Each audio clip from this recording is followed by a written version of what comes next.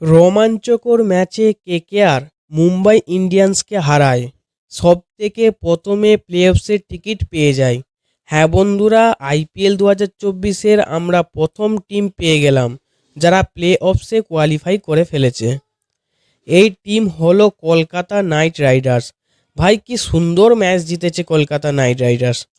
প্রথম ব্যাটিং করেছিল, 16 ওভারের ম্যাচ ছিল, সম্ভবত 160 রান টার্গেট ছিল, প্রতি ওভারে 10 রান দরকার ছিল। শুরু খুব ভালো হয়েছিল মুম্বাই ইন্ডিয়ান্সের, কিন্তু তারপর ম্যাচ এমন পাল্টে যায়, ভাই মজা এসে গিয়েছিল। আর কলকাতা এই ম্যাচ জিতে যায়। আর এই ম্যাচ জিতার সাথে সাথে এখন কলকাতা প্লে অফসে পৌঁছে গেছে। আর এই রকম প্রথম টিম যারা আইপিএল 2024-এর প্লে অফসে পৌঁছে গেছে। কলকাতার এখন 12টি ম্যাচে 18 পয়েন্ট হয়ে গেছে।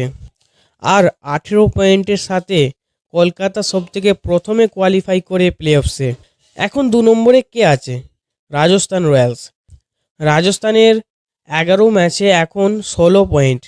এখনও এরা কোয়ালিফাই হয়নি। বাকি 3 ম্যাচ যদি এক ম্যাচ জিতে যায় তো রাজস্থান রয়্যালসও কোয়ালিফাই করে যাবে। এরপর নম্বর 3-এ সানরাইজার্স হায়দ্রাবাদ আছে, যেই দলটির 14 পয়েন্ট হয়েছে। যদি হায়দ্রাবাদও একটা ম্যাচ জিতে যায় তো 16 পয়েন্ট হয়ে যাবে, হায়দ্রাবাদও প্লে অফসে পৌঁছে যাবে। এরপর ডেঞ্জারাস কাহিনী। আগে 3টে টিমই একদম কনফার্ম হয়ে গেছে, কেননা খুব মুশকিল টাস্ক নেয় তাদের। এখন যে 4র্থ নম্বর আছে সেটার জন্য প্রায় 5 টিমের মধ্যে লড়াই।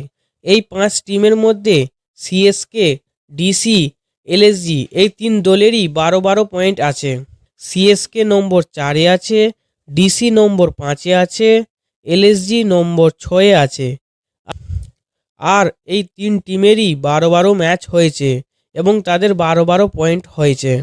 আর এদের মধ্যে যেই বাকি 2টো ম্যাচে জিতে যাবে বা 2টোর মধ্যে একটাও ম্যাচ জিতে যায় তো তার পৌঁছানোর চান্স বেশি।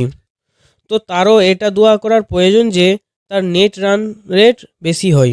এরপর নম্বর 7 আর 8-এ আরসিবি আর জিটি আছে। দুজনেরই 12 ম্যাচে 10 পয়েন্ট আছে। আর 2টো টিম বেরিয়ে গেছে, মুম্বাই ইন্ডিয়ান্স আর পাঞ্জাব কিংস। তাদের কথা তো আর বলাই যাবে না।